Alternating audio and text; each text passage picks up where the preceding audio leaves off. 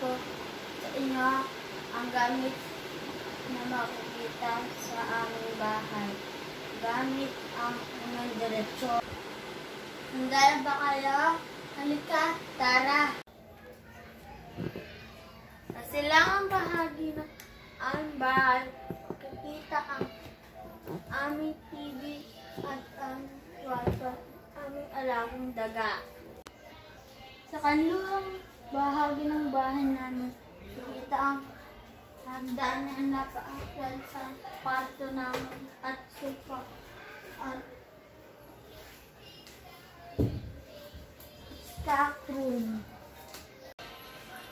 Punta naman tayo sa bahagi ng timog. Makikita namin ang freezer, refrigerator, oven, pagkain sa taas.